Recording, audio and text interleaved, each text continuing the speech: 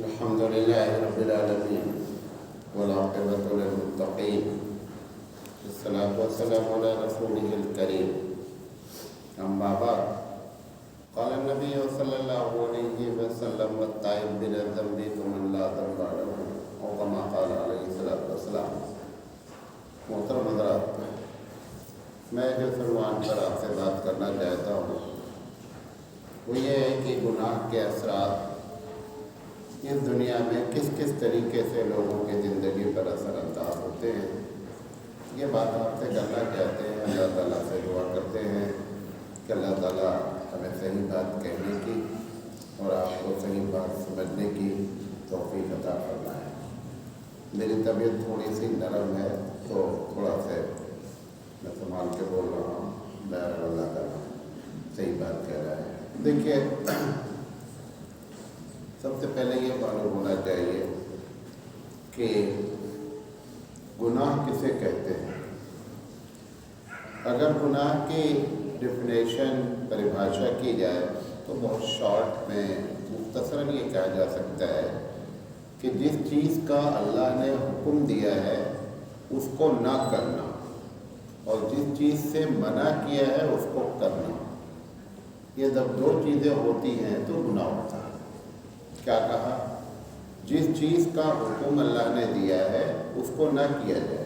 مثال کے طور پر نماز کا حکم ہے، نماز نہیں پڑھیں گے، گناہ ہوگا.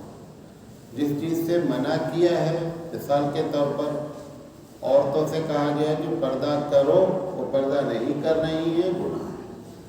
تو بہت لمبی چوڑی گفتگو کرنے کے بجائے دماغ میں یہ بات آنی چاہیے کہ جب اللہ جس چیز سے منع کرتا ہے اس سے رکنا اور جس چیز کا حکم دیتا ہے اس کو کرنا. اگر یہ ہوتا ہے تب تو زندگی اسموتھ گزرتی ہے.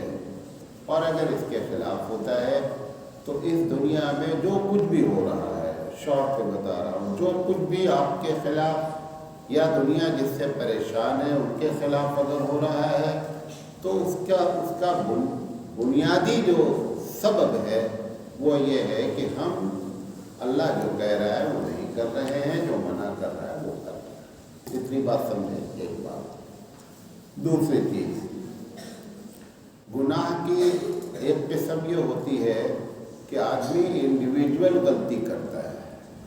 ایک گناہ ایسا ہوتا ہے کہ میجورٹی غلطی کرتی ہے.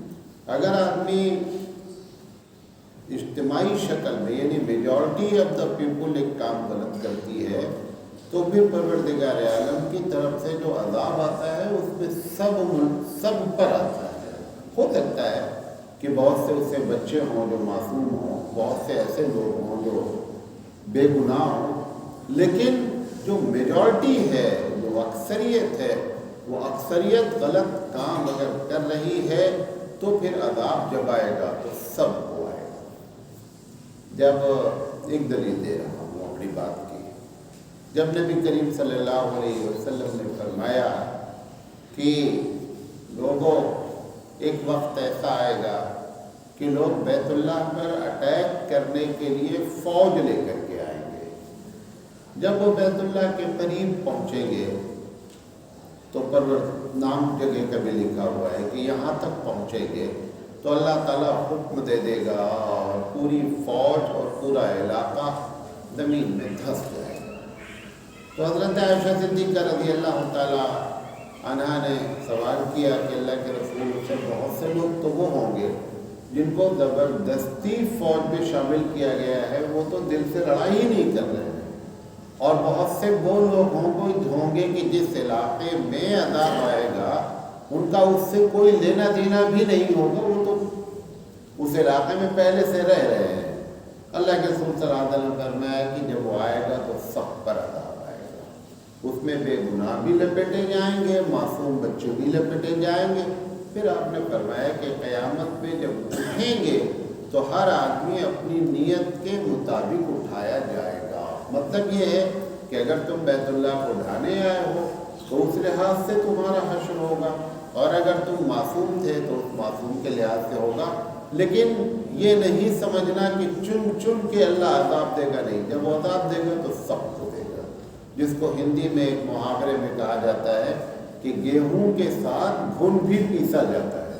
گھن کی کوئی غلطی نہیں ہوتی ہے, صرف غلطی اس کی ہے وہ گیہوں کے ساتھ آ گیا ہے, ورنہ اس نے کچھ بھی نہیں کیا ہے, لیکن گیہوں کے ساتھ گھن پیسا جاتا ہے. یہی معاملہ ہے اللہ تعالیٰ کا. تو ایک گناہ ہوتا ہے جو اجتماعی شکل میں ہوتا ہے, جیسے آپ کی سوسائٹی میں اب ایسے کئی گناہ ہو چکے ہیں کہ جو اجتماعی شکل میں ہو رہے ہیں. مثال کے طور پر عورتوں کی بے پردگی, یہ عورتوں کی بے پردگی کو ایک دو عورت بے پردگی نہیں کر رہی ہے.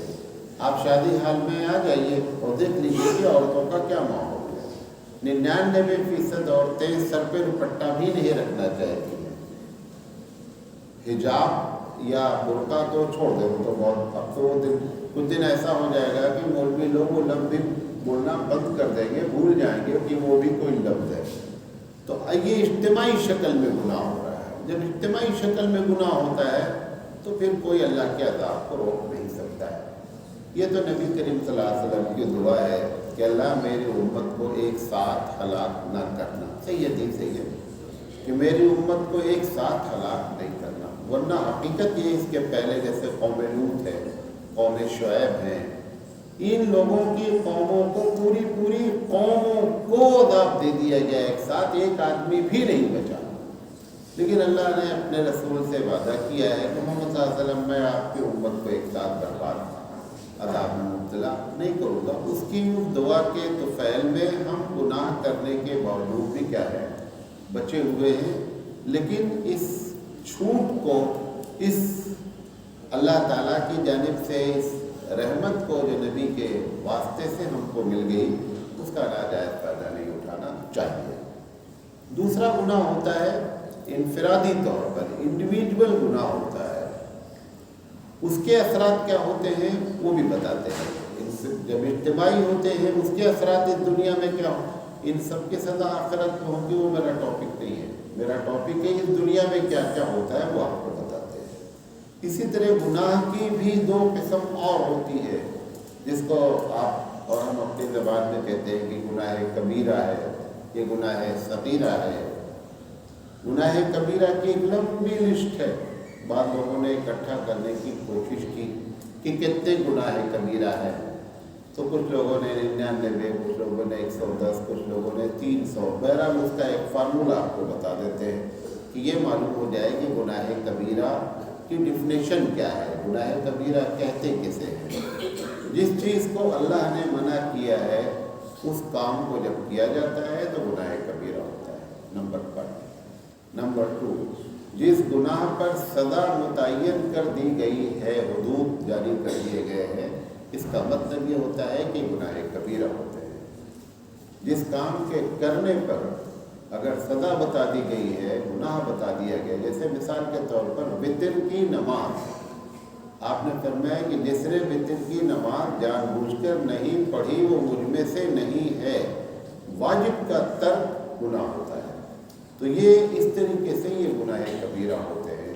گناہ صغیرہ وہ ہوتے ہیں کہ جو بغیر توبہ کے معاف ہو جاتے ہیں. نمبر 1. گناہ صغیرہ وہ ہوتے ہیں کہ نیکیاں کرنے سے آٹو سسٹم سے گناہ کبیرہ ڈیلیٹ ہو جاتے ہیں, ختم ہو جاتے ہیں. لیکن گناہ کبیرہ کبھی معاف نہیں ہوتا ہے جب تک کہ بندہ اپنے رب سے رجوع نہ کرے, اپنے رب سے معافی نہ مانگے, تب تک گناہ کبیرہ کبھی نہیں معاف ہوتا. یہ جو آپ مستقل حدیثیں سنتے رہتے ہیں ان کا بھی جواب دے دیتا ہوں کہ آپ نے ایک کام ایسا کر لیا تو 40 سال کے گناہ معاف ہو جاتے ہیں, کبھی حدیث میں آتا 80 سال کے گناہ معاف ہو جاتے ہیں.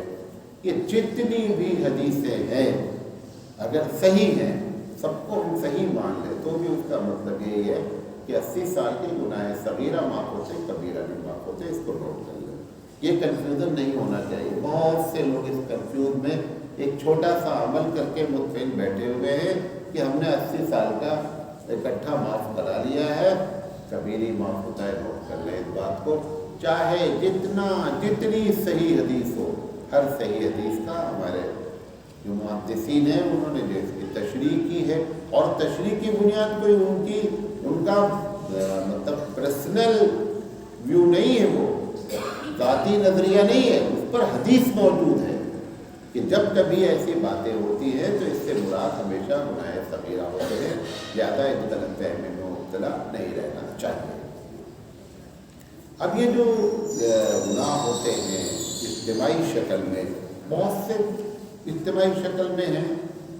ایک عبداللہ بن مسعود رضی اللہ تعالیٰ عنہ کی روایت ہے، وہ کہتے ہیں کہ بنی اسرائیل کو، پوری قوم کو ایک مرتبہ اللہ نے عذاب دیا، اور عذاب دینے کی وجہ بیان فرماتے ہیں، اپنا بال ایسے پکڑ کے، سامنے کا بال پکڑ کے کہتے ہیں کہ بنی اسرائیل کی عورتوں نے سنگار میں، سنگار سمجھتے ہیں میک اپ کرنے میں، انہوں نے جو ان کی شریعت میں منع تھا کہ یہاں پہ بال کی کا جوڑا نہ بنایا جائے سامنے، انہوں نے وہ کام اختیار کیا، لہذا پوری قوم کو اللہ نے عذاب میں مبتلا کیا۔ چھوٹی سی بات ہے، ہمارے یہاں بھی، ہمارے یہاں اللہ کے رسول صلی اللہ علیہ وسلم نے بھی بہت سی چیزوں میں، ہمارے پاس میک اپ زیادہ تر جائز ہے، عورتوں کے لیے میک اپ کی جو باتیں کہیں گی زیادہ تر جائز ہے، لیکن آپ کو حیرت ہوگی جو ناجائز ہے وہ سب کرنے والے کرنا چاہ رہے ہیں، جو جائز ہے اس کی طرف توجہ نہیں۔ مثال کے طور پر اللہ کے رسول نے فرمایا کہ ان عورتوں پر لعنت ہے جو اپنی بھووں کو بناتی ہیں۔ اب میک اپ بغیر بھوں بنائے ہوئے کمپلیٹ نہیں مانا جاتا ہے، یہ اجتماعی شکل میں بات ہے، یہ اجتماعی شکل میں گناہ ہے۔ تو عبداللہ بن مسعود رضی اللہ تعالیٰ عنہ نے جو فرمایا وہ چھوٹی سی بات دیکھنے میں ہے کہ ایک میک اپ کے معاملے میں نسخ نبی کی مخالفت کی گئی تو پروردگار عالم نے پوری قوم کو کیا کیا، اس وقت عذاب دیا۔ تو جب اللہ کے رسول نے ایک مرتبہ فرمایا کہ جب قوموں میں 5 چیزیں آ جائیں، پھر بریکٹ میں جملہ فرمایا کہ میں پناہ مانگتا ہوں ان 5 چیزوں سے، لیکن اگر وہ 5 چیزیں آئیں گی تو پھر اس کے اثرات تم کو اس دنیا میں بھگتنا ہی پڑے گا۔ اس میں سے سب سے پہلی چیز، آپ جو اجتماعی شکل میں بات کر رہا ہوں، سب سے پہلی بات آپ نے فرمائی کہ لوگ، عورتوں کے بارے میں فرمایا کہ لوگ فحاشی اور عریانیت کریں گے اور اس بات کو برا بھی نہیں جانیں گے۔ اب فحاشی اور عریانیت جو ننگا پن ہے، یہ اتنی کامن بات ہو گئی ہے کہ اب لگتا بھی نہیں کہ اس کو گناہ کہا جائے، اس طریقے سے یہ کامن بات ہوئی ہے۔ تو اللہ کے رسول نے فرمایا جب ایسا ہوگا تو ایسی بیماری آئے گی جو اس کے پہلے تمہارے کسی قوم نے دیکھا بھی نہیں۔ ابھی گزری نا، ابھی پھر آ رہی ہے، یہ ابھی 50-60 سال تک یہ ختم نہیں ہونا، آپ کو بتا دیں۔ ابھی آج سالار نے رپورٹ کیا دیا ہے، آج رپورٹ دیا ہے دھارواڑ کے ایک کالج میں 20 لڑکے پازیٹیو پائے گئے اور پورے لوگوں کو انہوں نے کالج بند کر دیا، ہاسٹل بند کر دیا اور سارے لوگوں پر ٹیسٹ لازم کر دیا۔ یہ آپ کے دھارواڑ کا واقعہ آج کی رپورٹ ہے۔ یہ ختم ہونے والا نہیں ہے، کیونکہ جس چیز کی وجہ سے یہ آیا ہے وہ ختم نہیں ہوئی، وہ جب ختم ہوگی تو یہ ختم ہوگا۔ تو یہ جو اللہ کے رسول صلی اللہ علیہ وسلم فرمایا ہے کہ فحاشی اور عریانی جو ہے یہ جب عام ہو جائے گی تو پھر ایسی ایسی بیماریاں آئیں گی کہ تمہارے سلف نے، یعنی تمہارے پچھلے لوگوں نے اس کا نام بھی نہیں سنا ہوگا، وہ بیماری دیکھی بھی نہیں ہوگی۔ نبی کی پوری بات 100% سمجھ میں آ رہی ہے۔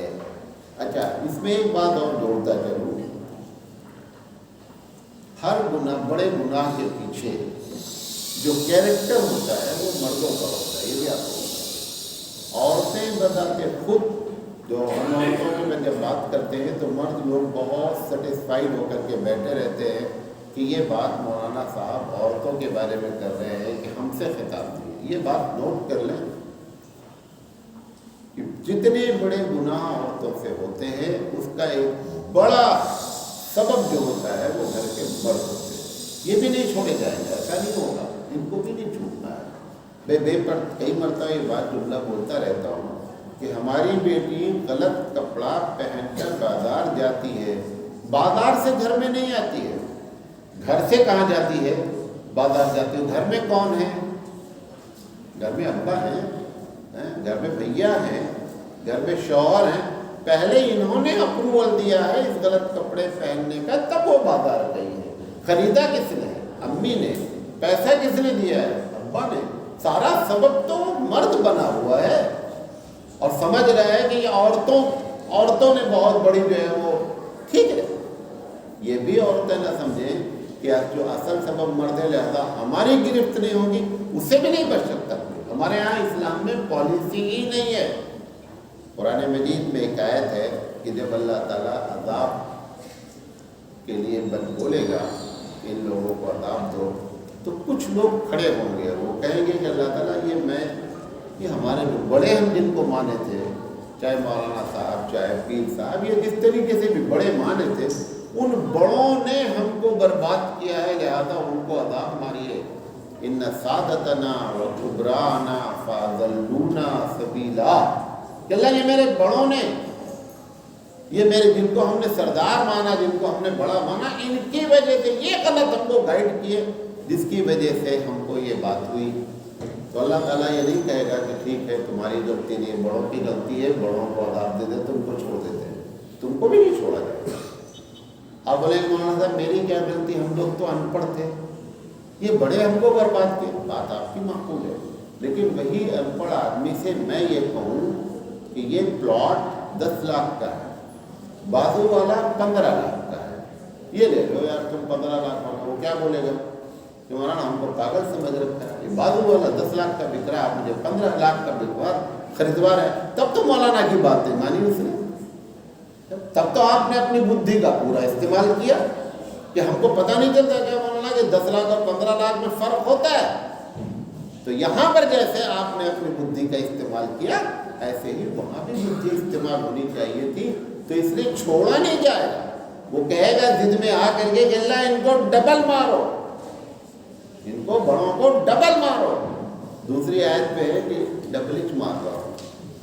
اللہ کیا بولے گا؟ ڈبل ہی مار رہا ہوں. اس لیے یہ جو سبب کوئی بھی بنے، یہ بتانا اصل میں یہ چاہتا ہوں کہ یہ نہیں سمجھنا کہ سبب جو بن گیا وہ پکڑ جائے گا اور بقیہ لوگوں کو کیا کر دیا جائے گا، چھوڑ دیا جائے گا. ایسا نہیں ہوگا. بلکہ کتنا بھی ٹریفک پولیس والے کو آپ سمجھائیں کہ میں نو انٹری میں اس لیے گھس گیا کہ میرے ابا بغل میں بیٹھے تھے اور یہ بولے کہ بیٹا چل کچھ نہیں ہوتا، آپ کو پہلے پکڑے گا، ابا کو بھلے چھوڑ دے. ابا کے کہنے پہ گناہ کرنے سے کوئی بچ نہیں سکتا کہ ابا ذمہ دار ہے. ابا کو مارتے فائن، وہ بھی الگ بات ہے، لیکن بیٹا بچ نہیں سکتا. لہذا پہلی چیز اللہ کے رسول نے فرمایا کہ جب 5 بڑے بڑے گناہ ہوتے ہیں دنیا میں تو اس کے اثرات اس دنیا میں بھگتنے پڑتے ہیں. دوسری بات اللہ کے رسول صاحب نے فرمایا کہ جب لوگ بھلائی کا پرچار بند کر دیں گے، یعنی بھلائی کے بارے میں لوگوں سے بولنا، جس کو تبلیغ کہتے ہیں آپ، اور برائی سے روکنا بند کر دیں گے، تو آپ نے فرمایا کہ پھر ایسی شکل میں جو تمہارے قوم کے بدمعاش لوگ ہوں گے وہ تم پر ستا سنبھالیں گے. کون سنبھالے ستا؟ سارا دیش مسلمان، بھارت خاص کر پریشان ہے. آپ اندازہ کریں، آپ تو قرآن پڑھتے ہیں، اللہ کہتا ہے وَتُعِزُّ مَن تَشَاءُ وَتُذِلُّ مَن تَشَاءُ. جس کو چاہتا ہے وہ عزت دیتا ہے، جس کو چاہتا ہے وہ ذلت دیتا ہے. اسی کے پہلے کیا ہے؟ مالک الملک تؤتی الملک من تشاء. جس کو چاہتا ہے وہ چابی دیتا ہے. یہ ای وی ایم مشین سے تقریر کر کے کوئی نہیں جیتتا ہے. جیتنے کا ریموٹ کس کے ہاتھ میں ہے؟ اللہ کے ہاتھ میں ہے. وہ اللہ آپ کے خلاف ریموٹ چلا رہا ہے. کیوں چلا رہا ہے؟ حبیب مصطفیٰ صلی اللہ علیہ وسلم نے فرمایا کہ جب تمہارے اندر یہ کیفیت ہوگی تو ستا شریر لوگوں کو دی جائے گی جو خوب شرارت کریں گے، خوب شرارت کریں گے. ٹال نہیں سکتے آپ. اصل میں جو محنت ہو رہی ہے بہت اچھے انداز میں ہو رہی ہے. بہت لوگ، الیکشن ابھی آنے والا ہے 5 اسٹیٹ میں، خوب لوگ محنت کر رہے ہیں. میں بھی اس علاقے سے آ رہا ہوں. ووٹر لسٹ صحیح ہو جائے, ووٹر پورے ڈالے جائیں, فلاں دنیا ٹھیک ہے, میں نہیں کہہ رہا ہوں, وہ کام کرتے رہے, لیکن جس وجہ سے معاملہ بگڑا ہے وہ ایک آدمی تبلیغ نہیں کر رہا. جب کچی نالی ہوتی ہے, کسان پانی لے جاتا ہے, تو جب پانی جاتا ہے تو کبھی کبھی ایسا ہوتا ہے کہ پانی ہمارے کھیت میں جانے کے بجائے نیچے نیچے جا کر دوسرے کے کھیت میں پانی نکلتا رہتا ہے. وہ کسان کبھی وہاں نہیں بند کرتا پانی جہاں نکل رہا ہے, وہ آ کر کے نالی میں دیکھتا ہے کہ پانی جا کہاں سے رہا ہے, وہاں پیر دباتا ہے تو پانی وہاں رک جاتا ہے. ہم کیا کر رہے ہیں, جہاں پانی نکل رہا وہاں پیر دبا رہے, دیکھے پیر دباؤ گے دوسرے کے نکلے گا, دوسری جگہ بہت سے یہاں آ کر کے دبا دیتے تو پانی دوسرے کھیت پہ جانا بند ہو جاتا. ترتیب غلط اختیار کی جاتی. اصل سبب معلوم ہونا چاہیے بیماری کا. کوئی ڈاکٹر دنیا کا سب سے بیکار ہے وہ ڈاکٹر جس کو یہ نہ پتہ چلے کہ مریض کو مرض کیا ہے اور دوا پہ اچھا دوا بدل دیتے ہیں, اچھا دوا بدل, یہ تو کرتا رہتا ہے. جو چھولا چھاپ ڈاکٹر وہ کیا کرتے ہیں, ایک مارتے ہیں, ٹرائی مارتے ہیں, پھر دوا بدل دیتے ہیں, دوسری دوا دیتے ہیں, کبھی ایم جی بڑھا دیتے ہیں, کبھی ایم جی گھٹا دیتے ہیں. یہ سب آپ جانتے ہیں. کیوں؟ کیونکہ بیچارے کو یہ نہیں پتہ چل رہا ہے کہ مریض کس چیز کا ہے, اور جو مریض مرض پکڑ لیتا ہے وہ کھٹ سے کیا ہوتا ہے, علاج صحیح ہوتا ہے. تو مرض ایک ہے, علاج دوسرا ہو رہا ہے, لہذا چانسز کم. اب اللہ تعالیٰ ہی آپ کی مدد کرنے کے لیے ایک طرفہ فیصلہ کر لے تو یہ اچھی بات ہے, لیکن ایسا ہوتا نہیں ہے. یہ دو بنیادی باتیں ہیں کہ جو جب ہلاکو نے مسلمانوں کو برباد کیا, کئی مرتبہ بتا چکا ہوں کہ یہ مسلمان نہیں تھا. تاریخ نے, اب تو گوگل نے بھی اس کی اسپیلنگ میں خان لکھنا شروع کر دیا, KHAN, حالانکہ یہ خان نہیں ہے. یہ اوریجنل جو لفظ ہے وہ QAN, خان ہے. یہ جان بوجھ کر ہسٹری والوں نے ہلاکو کو خان کہا تاکہ جب اس کے ظلم اور اس کی بربریت اور اس کی خون کے بارے میں گفتگو ہو تو بدنام کون ہو, مسلمان بدنام ہو, اس لیے اس کو خان خان کہنا شروع کر دیا. یہ خان نہیں ہے, یہ غیر مسلم تھا, یہ مسلمان تھا ہی نہیں. تو بہرحال جب اس نے بغداد پہ ہزاروں لاکھوں لوگوں کو قتل کیا اور جب حکومت میں ہاتھ میں آئی تو اس نے تقریر کی. اس نے کہا کہ میں تمہارے نبی کی پیشین گوئی ہوں. تمہارے نبی نے یہ بات کہی تھی کہ جب تم لوگ اللہ اور اس کے رسول کی بات نہیں مانو گے تو شریر آدمی کو, بدمعاش آدمی کو مسلط کر دیا جائے گا, ظالم کو. میں وہی ظالم ہوں. اس نے بولا یہ بات, تقریر کیا, اس نے بولی یہ بات. ابھی کچھ دن پہلے ایک بھوپیندر کر کے آتا ہے, اس نے نبی کی حدیث کو کوٹ کرتے ہوئے یہ بات کہی کہ مسلمانوں تم یہ کہتے ہو کہ تم پر ظلم ہو رہا ہے, تمہارے نبی نے یہ بات فرمائی ہے کہ جب تمہارے اعمال خراب ہوں گے تو ظالموں کو تمہارے اوپر مسلط کیا جائے گا. کوئی آدمی ستا نہیں سنبھال سکتا بغیر اللہ کے حکم کے. لہذا یہ ہمارے اجتماعی گناہ کے اثرات ہیں. یہ دو باتیں بتانا چاہتے تھے. جو انفرادی طور پر گناہ ہوتے ہیں ان کے اثرات کیا ہوتے ہیں. دیکھیے ایک بڑا طبقہ, میں تو واٹس ایپ پہ رہتا ہوں, ہزاروں لوگ, ایک بڑی تعداد وظیفہ پوچھتی ہے مولانا صاحب رزق کی تنگی ہے. کیا ہے؟ بڑی تعداد ہے, چھوٹی موٹی تعداد نہیں, بہت بڑی تعداد ہے. اللہ کے رسول صلی اللہ علیہ وسلم نے فرمایا کہ جب بندہ گناہ کرتا ہے کہ ان العبد لا یحرم, بے شک بندہ محروم کر دیا جاتا ہے اور رزق بالذنب, اپنے گناہوں کے سبب. جس کے بھی رزق میں تنگی ہے ایک مرتبہ صبح سے شام تک اپنی زندگی کو بیٹھ کر دیکھ لے, تجزیہ کر لے. ہم غلطی کہاں کر رہے ہیں اللہ رسول کے خلاف. کوئی مولوی سے کسی تعویذ کی ضرورت نہیں, آپ کا معاملہ حل ہو جائے گا. جتنے دنیا میں بڑے لوگ ڈوب رہے ہیں, جتنے بھی لوگ ڈوب رہے ہیں, چاہے وہ کیا کہتے ہیں کنگ فشر ہو فلاں, سب کے پیچھے جو ہے وہ چیز کیا ہے, سود ہے. سب کا نکال لیجیے, کا پورا اتہاس نکال لیجیے. اور جو آج پریشان ہیں، نہیں ڈوبے ہیں، ملک میں ہی رہ رہے ہیں، پریشان ہیں، قرض پہ قرض چڑھ کر، آپ دیکھ لیجئے کہ سود سے دھندا ہے یا نہیں ہے، گناہ وجہ۔ مولانا صاحب اتنی تگڑی تعبیر نہیں دے سکتے جو اللہ کے خلاف کام کر جائے۔ کتنا بڑا مولانا ہو گیا، مولانا کی ایک لمٹ ہوتی ہے۔ آپ نے مولانا کو اتنا پاورفل مان لیا ہے، اللہ رسول کے آگے پاورفل مان لیا ہے، تو جاؤ۔ مولانا بھی ایسے ہیں کہ یہ بتانے کے لیے تیار، کیوں؟ پیسہ ملتا ہے۔ ہم ایک مرتبہ نہیں کہتے بھیا گناہ چھوڑ دے، خود کوئی تعبیر کی ضرورت نہیں ہے، گناہ چھوڑ دے، تیرے رزق میں اللہ جو ہے خود بخود کشادگی کر دے گا۔ یہ ہم کو بھی توفیق نہیں ہے کہ ہم کم سے کم یہ تبلیغ کریں، ہم یہ نہیں کرتے۔ ہم تو ایسی ہے کہ ارے یہ پڑھ لیں گے ساتوں آسمان کے خزانے کھل جائیں گے۔ تو اپنے لیے پہلے کھول لیتا ہے یار، تم اس کے لیے کھول، اپنے لیے کھول نہیں پایا ہے، تمہارا ساتوں آسمانوں کے کیا کہتے ہیں خزانے کھلوا رہا ہے، بیوقوف بنا رہے آپ۔ ویسے آپ بہت ہوشیار ہیں، دو جگہ بہت بیوقوف بنتے ہیں، ایک بیوی کے سامنے اور ایک عامل کے سامنے، بھلے بہت بریلینٹ ہو، سارا بریلینٹ پر یہاں آ کر کے ختم ہو جاتا ہے، صفر، کچھ نہیں چلتی ہے۔ لہذا اگر رزق کی تنگی ہے تو ایک مرتبہ دیکھیں کہ گناہ ہم سے کہاں ہو رہا ہے۔ حضرت سفیان ثوری بہت بڑے اللہ والے آدمی ہیں، جب حجاج کا کوفہ پر اور بصرہ پر کنٹرول ہوا، گورنر کے حیثیت سے بہت بدماش آدمی تھا، بدماش کا پیڑ تھا، حجاج بھی نہیں تھا، اپنے ہاتھوں سے ہزاروں لوگوں کو قتل کیا ہے۔ مطلب وہ جو قتل کرنے والے ہوتے ہیں ان سے نہیں، خود مارا ہے، ہزاروں لوگوں کو مارا۔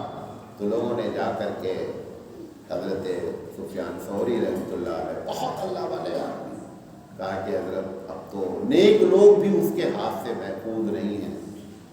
تو مولانا نے فرمایا اللہ والے ہیں، اللہ والی باتیں کرتے ہیں۔ کہا نبی کریم صلی اللہ علیہ وسلم کی سیرت کو دیکھو، یہ مسلط کیا گیا ہے کیونکہ اس وقت قوم میں گناہ بے حساب ہو گیا ہے، اپنے گناہوں سے رجوع کریں، خود بخود یہ صحیح ہو جائے گا۔ لیکن اس کو صحیح کرنے کے چکر میں اپنے گناہ کی طرف نگاہ اگر نہیں ڈالی جا رہی ہے، غلط ہو رہا ہے۔ لہذا انفرادی طور پر یہ معاملہ۔ دوسری چیز حدیث پہ آتا ہے، امام وقیل رحمۃ اللہ علیہ کا قول ہے، بہت سے بچے شکایت کرتے ہیں مولانا یاد نہیں رہتا ہے، اور جو بھی یاد کرتے ہیں بھول جاتے ہیں۔ امام وقیل رحمۃ اللہ علیہ سے ایک صاحب نے کہا کہ حفظ بڑا کمزور ہے۔ آپ نے فرمایا اپنے گناہوں کی لسٹ شمار کر لو، حفظ ٹھیک ہو جائے گا، گناہ چھوڑ دو۔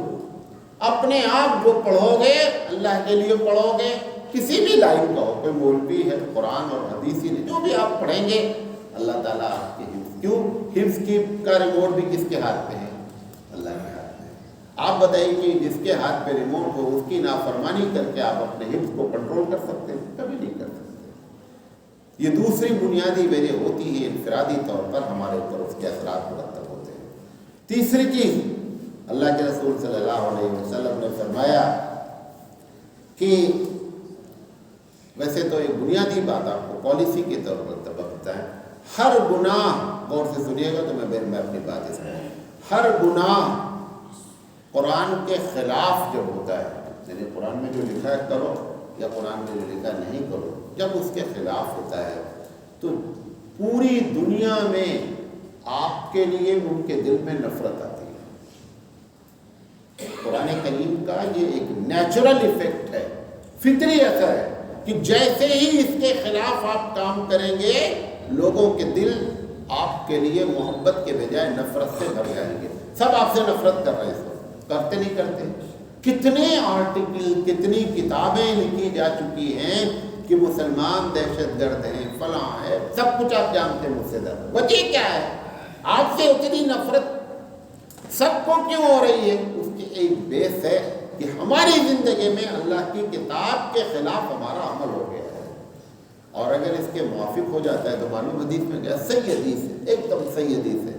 اللہ جبریل امین سے کہتا ہے کہ ہم ان بندوں سے محبت کرتے ہیں، جاؤ اعلان کر دو فرشتوں میں، تمام فرشتے اس سے محبت کریں۔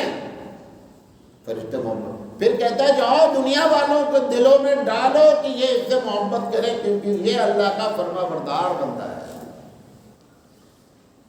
یہ سب نیچے سے لے کر اوپر تک حدیث میں آتا ہے، صحیح حدیث ہے، نیچے سے اوپر تک آتا ہے وہ پروردگار عالم سب کے دلوں میں محبت ڈلواتا ہے۔ اس کا الٹا کر دیا، جب اللہ کی کتاب سے ہمارا رشتہ ٹوٹ جاتا ہے، کوئی آپ سے محبت کرنا بھی چاہے تو نہیں کر سکتا ہے۔ بارہا مثال دیا ہوں، آج کو دیتا ہوں۔